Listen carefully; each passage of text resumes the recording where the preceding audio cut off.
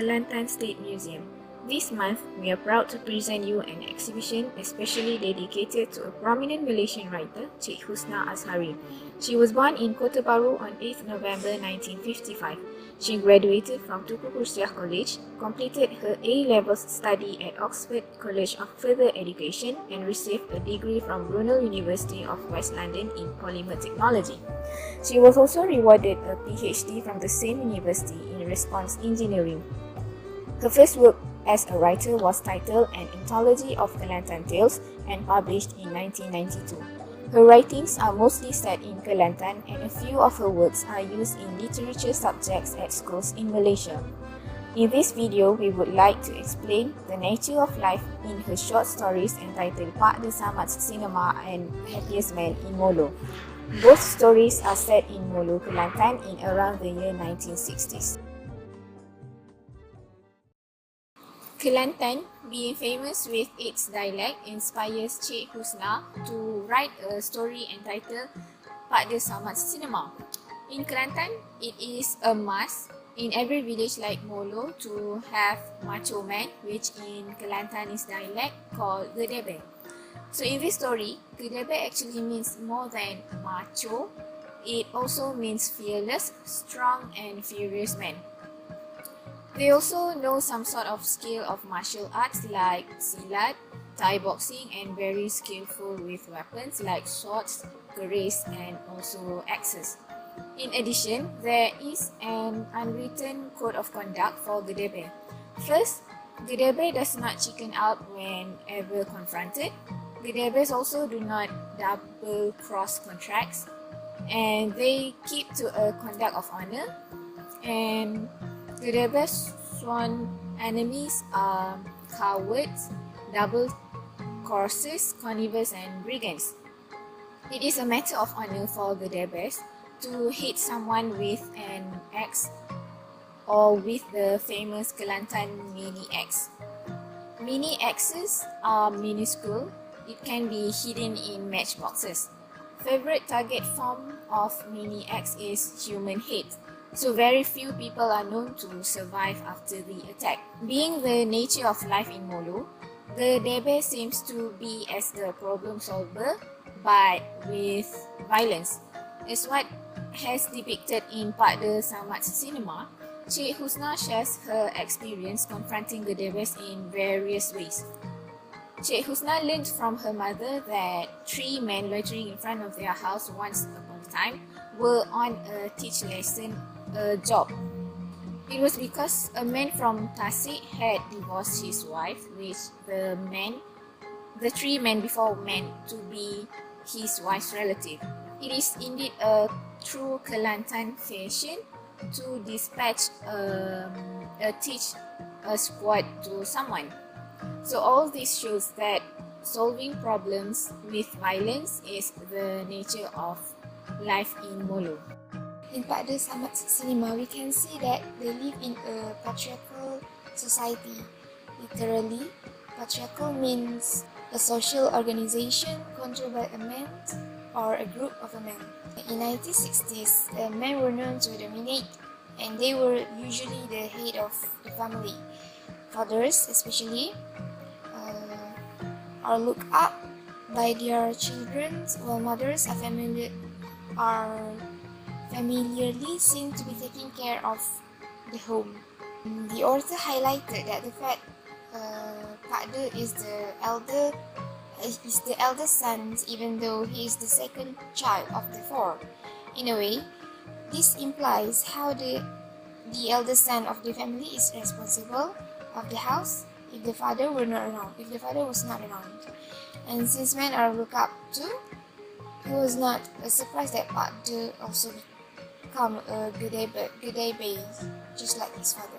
In both Pak De Samat's Cinema and The Happiest Man in Molo, there are some part of the society who are Muslim but are portrayed as non-practicing one. In Pak De Samat's Cinema, there is even a list of people who are Gedebe. However, in Islam, no human is above one another. Allah only see the level of our iman, and the only difference between the good and the bad Muslim is the level of our iman. The story also tells about about Pak Kok, the man who ate his wife, lover to the death.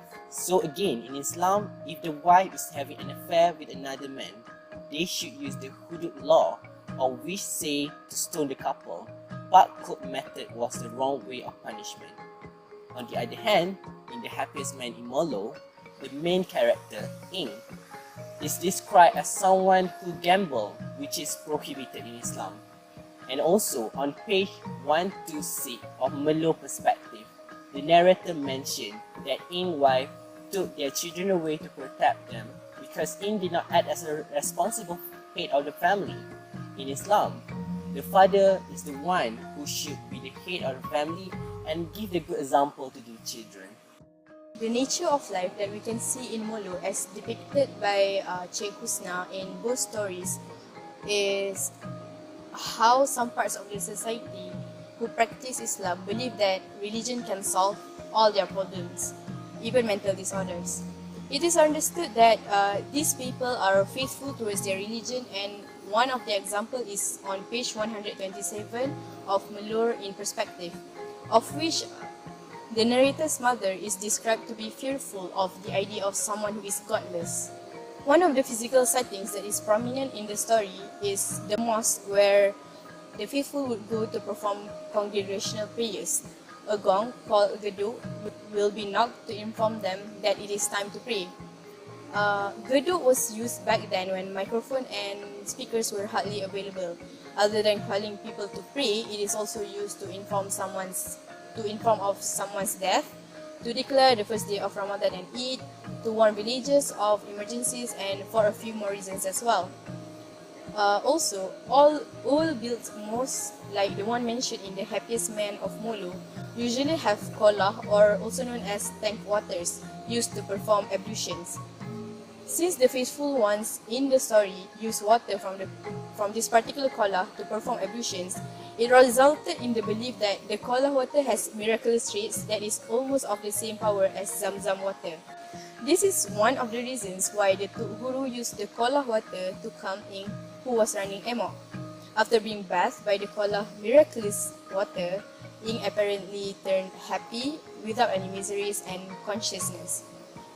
The narrator's mother also believed that Ing was running amok and babbling that he was on fire because of Allah's retribution for him for all the misdeeds that he had done. That is also why the villagers let the Tuk Guru, who usually has extensive knowledge on religion, to handle the situation instead of consulting a doctor for Ing's behavior. However, it is also understandable why they did not consult a doctor for his behavior. Since Molo was just a small town in Kelantan back then, and the state itself was not as modern as it is today, its citizens most probably was not aware of getting proper treatment from doctors to treat mental illnesses. Whoever could lend help calming a man running amok down is good enough, and in this case, it was the Tuk Guru with his Islamic ways. As we can see in Pak Samad cinemas, their society respect Islam, where Pak Samad and his wife Mak Samad built a small house near the local pondok where they can learn about the religion. Even though he was a gadaber and was not scared of anything, he still respect the alim. By living with alim, he developed the feelings of respect towards the alim. Pondok, as mentioned in the story, was the place where people learn and gain their knowledge about the religion.